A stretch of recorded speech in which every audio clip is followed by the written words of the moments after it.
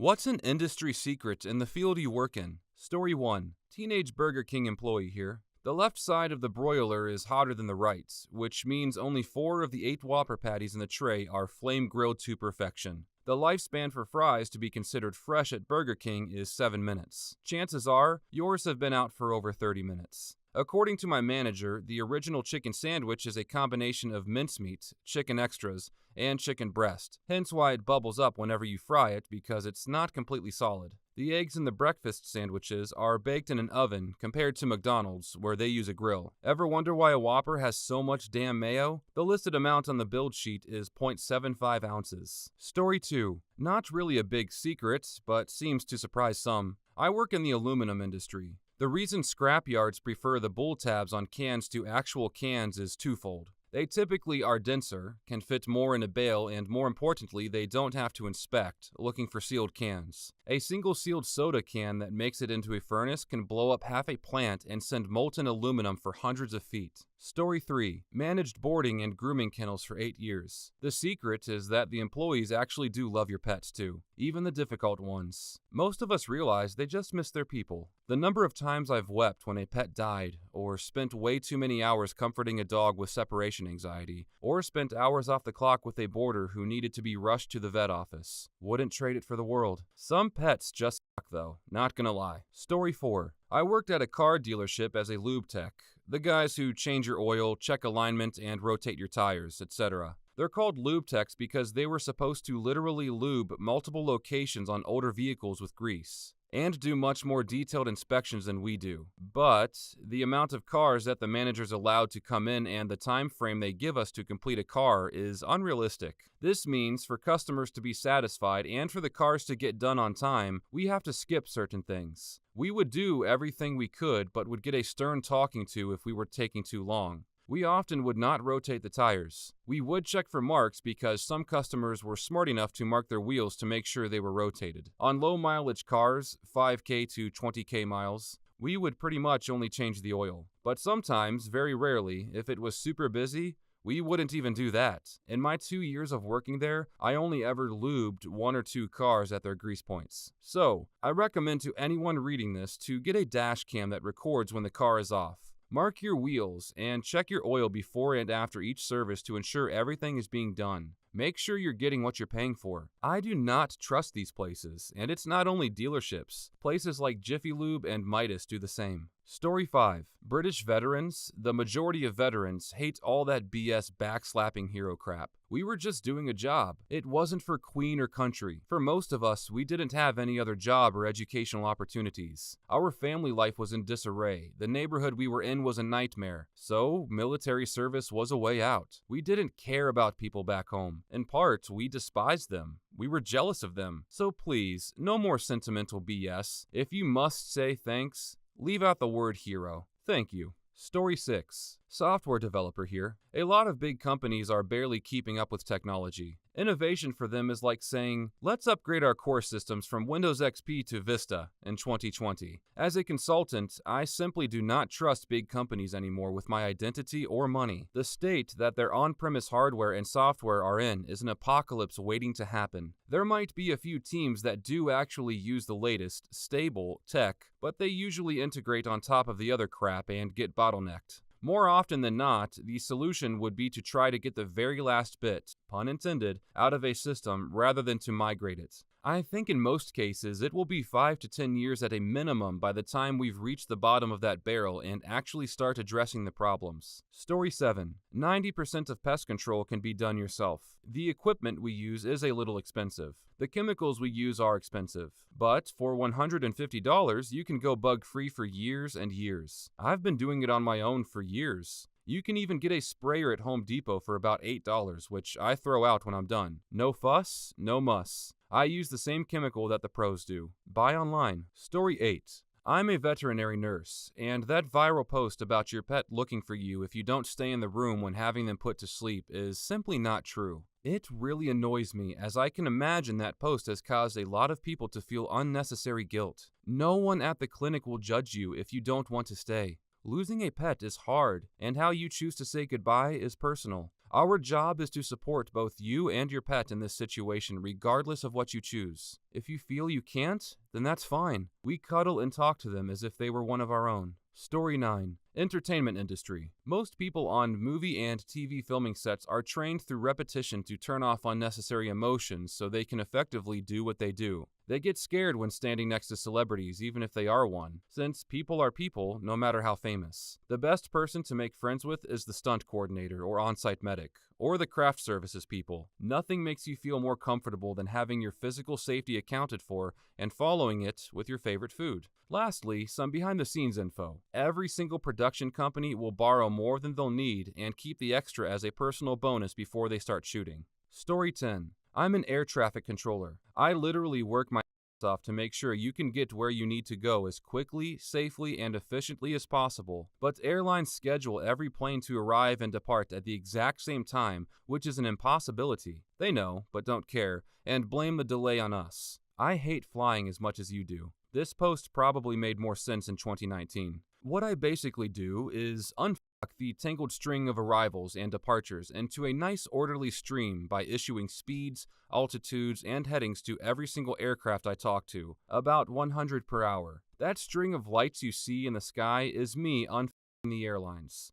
Those bastards. The pilots are mostly cool though. Story 11. Car rental. Often the best way to get an upgrade is to reserve the cheapest vehicle available, then upgrade in person. The catch is that the price of the upgrade is 100% negotiable and leverage is completely in favor of the renter instead of with the company. This is especially useful if you want to get a two-door convertible car, since many people simply can't use two-door cars due to family or space, and are therefore tougher to rent even though they are cooler cars. Either you strike a deal to pay a little more, or just stick with the original reservation and that agent won't get the upgrade, which they always want to. Being cool with the agent helping you will drastically improve chances of this working. Story 12. I worked in jewelry retail for the past 5 years. 90% of what retail, corporate, or upper management says is not practical to use in the field. Most of the time, we would tell corporate what they wanted to hear and then just do what actually worked. You can't make sales if no one comes into the store, but you're not allowed to use that as an excuse. Everything in the retail world is coded, so if the reason sales are down is traffic, you have to tell corporate something like, our area of opportunity is driving business by increasing customer outreach. It's bullshit. Customer outreach usually would turn into 1 or 2 more people coming in to get their rings cleaned per week. Hours and hours of call logs for no benefit, annoying customers, and sometimes even driving away business. Sometimes we'd be told to say a specific, extremely stiff line at a certain point in the sale. It sounded okay on paper or during corporate role plays, but I never once saw anyone pull these off in a real sales scenario. Sales are all about tailoring the experience to the customer in front of you. Using scripts will only get you so far. Also, corporations would go through phases with the credit cards where they'd threaten our jobs if we didn't hit the quota. Then they'd get sued due to overpressured employees breaking regulations. So they'd back off credit until the next year. It was an endless cycle, and honestly, the credit pitch in the field was the same the whole time. I guess the retail industry secret is that the field employees usually have deep disdain for corporations. Story 13. I work as an accessibility consultant. There's a misconception that building accessibility is a cost without a return. If I build a ramp, it'll cost money. If I make an automatic door, it will cost money. But studies and real-life situations have shown that the return is much greater than the cost. If you make your office more accessible, you are able to hire people with disabilities who actually have lower absentee and turnover rates, saving you money in training and lost time. If your business is accessible, the person is more likely to not only return, but also tell others about your store being accessible. And if you, a customer, or an employee happen to suffer a disabling condition, that person can return to your business afterwards. It's a secret that's really not a secret, but people seem to act like it is. Almost every client I've had who has implemented accessibility improvements end up loving it afterwards, and attract entirely new customers too, such as seniors. Story 14. I'm a massage therapist, and the biggest secret is stretching. If you stretch properly, you will get rid of 90% of the problems effectively, but no one is taught how to stretch properly. The best stretches are actually the stretches you learn in middle school that still count to 10. Take deep breaths and move on. I'm not going to lie, this post has blown up a lot more than I expected, and I'm just going to guess a little more information. The whole point of stretching is to do the opposite motion of what the muscle does whenever it's in use, and the whole point of stretching is also to alleviate pain and bring circulation to the area and regulate the muscle's basic systems. So here's the basic rule. If you hurt somewhere, do not stretch that place. Find the opposite muscle in the opposite movement and stretch that one. The way the body works is kind of like a giant game of tug-of-war. Muscle actually controls the movement of bone and helps with your posture. No one has perfect posture though, so stretching makes sure that nobody wins the tug-of-war and that your bones remain in place as close to perfect posture as possible, which means that your bones and ligaments don't take any damage from gravity or any other force that affects your body during your daily life. But I won't lie, if you do have injuries, like if you have a broken or torn or dislocated or separated something, that pain will never go away. It will dissipate and it will get to a lower level in which your body will be able to tolerate on a daily basis, but it will never go away. The body can never correct something that's been broken. This should help you to be able to search your own stretches online, but apparently I need to make a YouTube channel. Just think opposites. If your back hurts, look for stretches for your front, like in your chest or in your core. If the front of your legs hurts, you need to stretch the back of your legs. If the front of your arms hurt, stretch the back of your arms. Just do the complete opposite of wherever you hurt and start stretching that area, and you should notice pretty quickly that it's tighter when you stretch the side that does not hurt than versus when you stretch the side that does. If I make a YouTube channel, I'll make the post here somewhere in the comments so people can find it. Good luck. Story 15. Cigarettes were years ago demanded by the EU to contain less nicotine. The manufacturers of cigarettes looked at each other quite dumbfounded because how the fuck are you supposed to extract a naturally occurring product in a plant? The solution was ingenious, and the EU demand eventually helped the tobacco industry skyrocket in income. The tobacco is during production treated with liquid nitrogen, which almost doubles the volume of the tobacco, making significantly less tobacco needed to fill a cigarette, thereby lowering the amount of nicotine. Story 16. Previously child and youth worker for years, providing care for those taken from their parents by the government. If anyone who is in care is reading this,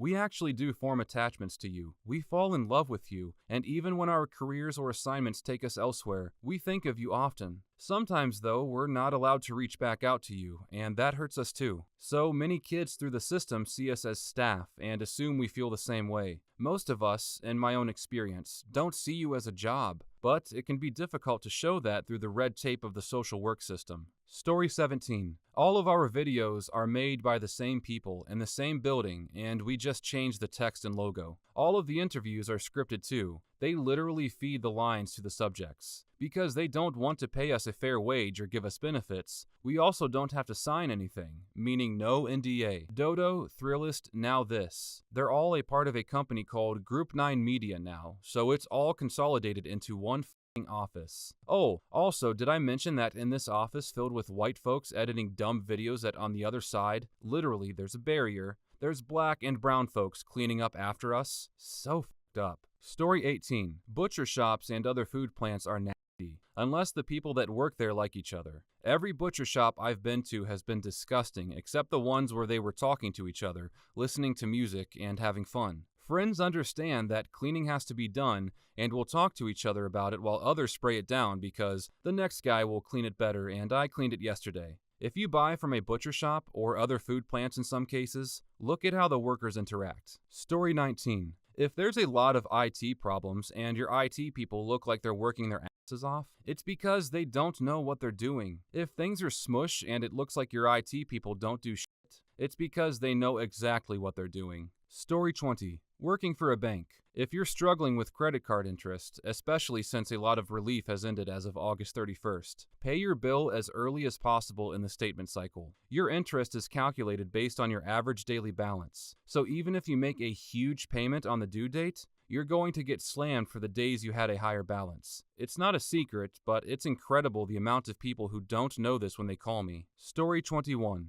I work in the blood industry. for medical, research, manufacturing use. When you donate, your red blood cells and most platelets will actually be used for medical purposes, but about 85% of the plasma donated will be sold to makeup companies and other manufacturers. Roughly 20% of platelets will also be sold to manufacturers. Your white blood cells will either be sold for research or discarded, since they're basically useless for medical or manufacturing purposes. Overall, about 50% of your blood will be used for treatments, and the rest will go to makeup, manufacturing, and research companies. I'm not saying don't donate, it still helps people, but it's just something nobody really thinks about when you have that needle in your arm. Story 22. Applying for a mortgage 101 from an underwriter. If you're applying for a mortgage, especially through a broker who should be coaching you on this, make sure they're smart. Do not give more documentation than you need. So many loans I tried underwriting, but had to inevitably deny them because they disclosed new debt to be transparent. I thank you for the honesty, but now you're making me make you hate me. Typically, once it's seen, it can't be unseen. Also, do not for whatever reason pay off a car lease. A car loan is different.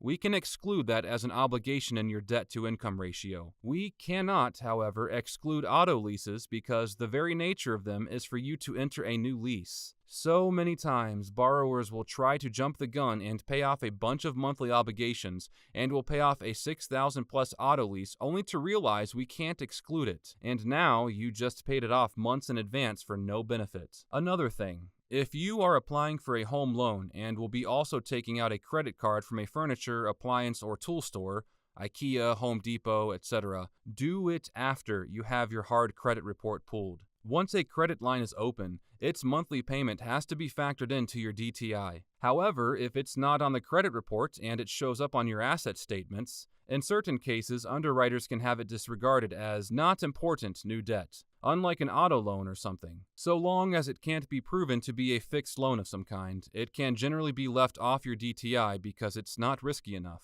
One more thing, don't shift money around in the last 2 months before applying for a loan. Keep it in one account for 2 months before applying and don't touch it, or at least don't make deposits into the account that are over 50% of your monthly income. Fannie needs 2 months bank history and Freddie needs 1, but loans can flip between the two. What this means is, if you deposit say $20,000 in June, but then shift it around to another account in July, not only do I need the second account that holds the $20,000, but I also need to see 2 months of statements for the first account. And if there are any other large deposits into that one, then I might need to see 2 months of those as well. Anything over 50% of your monthly income often has to be tracked to make sure it's not bad money. Also, seeing $20,000 go in and then $20,000 go out does not mean it's the same money. I need proof, like wire transfers, etc. The analogy I use is, if I pour a bucket of water into a pool, I get down and scoop a bucket of water out. I can't be certain that the exact same water I poured in is the same I scooped out. I need to confirm the money coming out is the same good money going in. Story 23. Commercial real estate lender here. Fannie Mae and Freddie Mac are government-backed, therefore taxpayer-backed entities that prove liquidity to the real estate lending market. Most of their activity is for homes, and that makes sense.